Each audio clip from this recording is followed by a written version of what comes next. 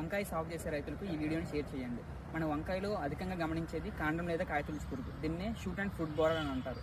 ఈ కాండం లేదా కాయతొలుచు పురుగు అనేది ముందుగా మనం కాండం యొక్క చివరి అంచు నుంచి దాని లోపలికి చొచ్చుకుపోయి దాని నుంచి కాయ మీద మనకి పుప్పులు ఆకృతిలో మనకు కనబడుతుంది. ఈ పుప్పులు అనేవి మనకి కాయ మీద కనబడినట్లయితే మనం దీన్ని కాండం లేదా కాయతొలుచు పురుగుగా మనం పెంచుకోవచ్చు. మనం గుర్తించాలి, ముందుగా రైతు గమనించాలి. దాంతోపాటు ఈ కాండం మీద కాయతొలుచు పురుగుని ఎలాగ మనం నివారించుకోవాలి, దాని యొక్క సూచనలు చెప్తాను, ఇప్పుడు వినండి. క్రాప్ రొటేషన్ పద్ధతిని అంటే పంట మార్పు పద్ధతిని పాటిస్తే మనం ఈ ఫ్రూట్ బోరర్ని మనం నివారించుకోవచ్చు. ఎలా అంటే మనం ఖరీఫ్లో వేసిన పంటని మళ్ళీ రబీలో మనం రిపీట్ చేయకుండా మనం పంట మార్పిడి చేసినట్లయితే మనం దీన్ని నివారించుకునే అవకాశం అనేది ఉంటుంది. అదే రసాయన పద్ధతులు చేసుకోవాలనుకుంటే మనం మొక్కలు నాటుకున్న 35 రోజుల తర్వాత 0.5 ml అంటే 0.5 మిల్లీలీటర్ల సైపర్మెత్రిన్ అనమాట 1 లీటర్ నీటికి కలుపుకొని మనం పిచికారీ చేసుకున్నట్లయితే మనం దీన్ని నివారించవచ్చు. మనకి ఇందులో ఎక్కువగా వచ్చేది హడ్డబిట్టి అంటే పెంకు పురుగు. ఇది ఈ మొక్కలో ఏ విధంగా